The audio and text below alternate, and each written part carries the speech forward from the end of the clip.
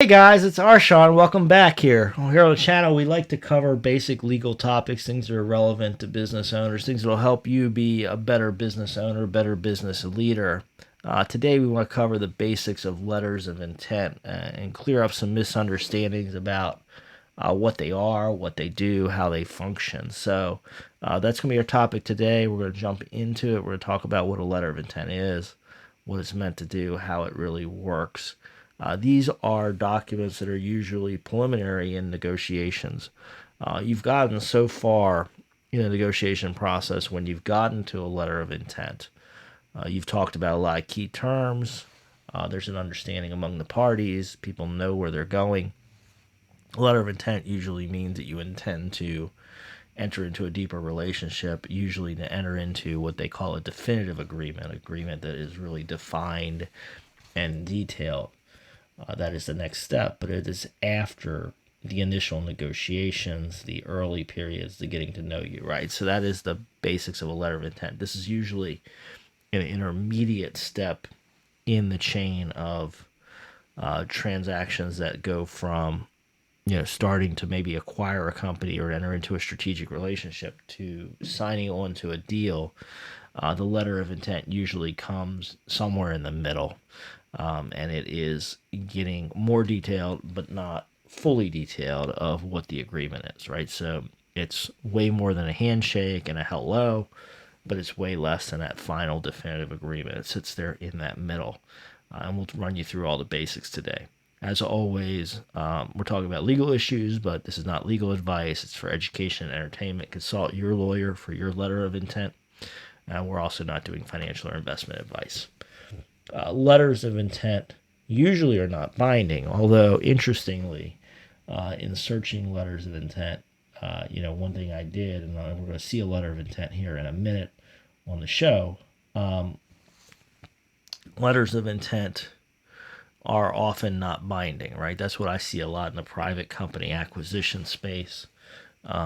People say, okay, we're going to intend to buy your company. Here's what it would look like, and they're laying out the general terms and conditions in the letter of intent.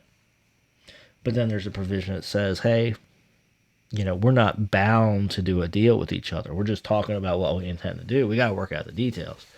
If we don't work out the details, deal's off. Right. So, this is kind of, if you use the dating analogy, which people like to use in business, right? Maybe the letter of intent is an engagement.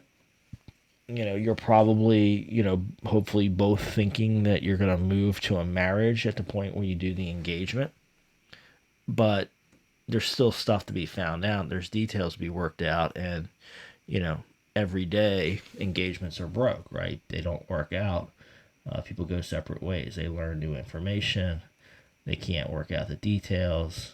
Stuff happens, right? So, you're probably, so the letter of intent is probably saying, hey, we're intending to get married. We're intending to do something bigger together. But depending on the letter of intent, you may be saying, but we're still got to evaluate this. We still got to look at the details. Now, there are some binding letter of intents out there that say, hey, we are going to do this deal. We haven't even worked out all the details, but we're going to make it happen. And that, of course, leads to some interesting litigation issues if you can't work out the details, right? When you sign, a 5, 6, 7 page letter that says you're going to engage in a bigger letter, what happens if you can't agree on all the details in the bigger letter? I imagine you end up in litigation. The main purpose of the letter of intent is to set the framework for the main agreement. It's going to tell you what the main agreement is going to say when you get to the end, right? It's going to at least have the key provisions. That's usually what you're looking to do. I usually do my letter of intents in a table format, or at least a lot of them I've done lately. Some are written more like a contract with the headings and the sections. I tend to do, introductory language, closing language, talking about whether it's binding or not binding, etc. And then I use tables, and I talk about one provision, and I talk about what that provision is going to look like. I talk about a provision, have a heading, and then talk about a provision. I tend to use that format. I think it's cleaner than the example we're going to look at. We're going to look at an example here in just a minute. from a fairly famous company. Got this off of the SEC database. Always interesting to go to the SEC database and see what other people are doing. So let's jump into it here. As you can see, this fairly famous company. We got the Coca-Cola Company. This is, you can see it's Exhibit 99.2 up here in the corner, upper right-hand corner. That tells you where it was filed with their SEC reports. You can see this letter is dated April 13th. And it says this letter is a letter of intent. And it sets forth the general conditions which Coca-Cola Refreshments, which is a wholly owned subsidiary of Coca-Cola Company, or one of its affiliates, would grant exclusive territorial rights. So we know what we're talking about right here. So this is the condition of what would happen, right? And it talks about what the territory rights are in Section 1.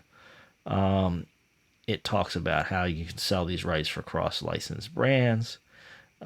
Interestingly, it's marked confidential. It was confidential until it was filed with the SEC, and everybody in the world got to see this, right?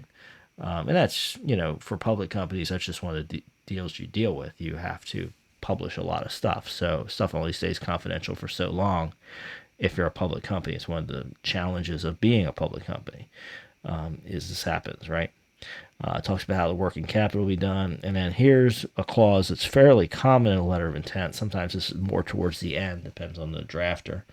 But it says these will be subject to the terms of a definitive agreement to be mutually agreed by the parties, right? So they're saying, hey, we're entering into this, whatever this is, 5, 6, 7-page agreement today. This tells you what we're trying to do, what our general framework is, but it doesn't. It says that we got more to agree to, right? There's going to be a lot of terms and conditions that go into the definitive agreement. I haven't even bothered to see whether that definitive agreement was filed with the SEC because our focus today is on the letter of intent. But, this is one step in the process, right? Talks about how the economics will work. Talks about conditions of closing, right? That you're going to do certain things before you actually sign this agreement. We're laying that out right now. Talks about the schedule in Section 7. Talks about the needs for approvals by the boards. This is pretty common in bigger company, public company things that you need to get a formal board approval. Transition planning, how expenses are done. How you terminate this agreement, that's usually important to get into most contracts, is a provision for how it ends, right? This one here will automatically end, or it can be ended by one party if it's not executed, if the definitive agreement is not executed by December 31st, 2013. Of course, this is in the past. Again, they make it clear here that this is not binding, but they do, and this is not uncommon, they make certain, if you're looking at Section 12, they make certain sections binding, right? So the entire agreement, the fact that they're going to have to do this deal, is not binding on the parties. But certain provisions within this are binding. Talks about amendment. That's always usually a good thing to have in a contract, to talk about what the amendment process is. Counterparts is very common today. People usually sign remotely, and lawyers attach it, or parties attach it through email of delivery of different section. And talks about confidentiality, right? Again, there appears to be a prior, if you look at Section 16, there's a prior confidentiality and non-disclosure agreement. So this is covered by that, of course, because Coca-Cola is a public company. This is Exhibit 99.2, tells us it's a material contract, which means it must have had to have been filed with the SEC, right? So somehow this triggered a disclosure obligation, governing law. And you can see one party signing it, delivering to the other, and it's countersigned by the other party, right? So we have an agreement with, it's in a letter form. It's actually a letter of intent, the one's writing to the other. And then very common in the letter of intent, here you see on the screen, the other party countersigned it, right? They put their name on there saying that, we agree to this. So not an uncommon deal here. So, that's your framework, right? And, at least in the Coca-Cola case, and in a lot of cases I see, that letter of intent is just saying, here's what we think we're moving towards. Here's what it would look like if we agreed to it. But we got a lot of details to work out, right? And, if we can't work out the details, we don't have a deal. So, it's a step on that path, right? It's the next step, the next logical step as you're moving from talking, courting in the dating context to getting married. This is that next step. It's one step deeper. It makes things more real. It forces the parties to start working out the details, but at the same time, those details may not be worked out. And then you've got to look at whether you have a binding or non-binding letter of intent. In a non-binding letter of intent, you say, well, sorry, we couldn't work out details. That's what confidentiality provisions or what things do we have left that were binding in that non-binding letter of intent, but we're going our separate ways. If you have a binding letter of intent, you can't work out all the details. Then you got to figure out what you do next, right? And that can be litigation bait with respect to how do you work out the fact you couldn't work out the details. A good letter of intent can save time and fees, right? As we talked about, it's a path to closing. So, you could go from preliminary discussions to putting together a draft definitive agreement, right? You could legally just jump from one to the other.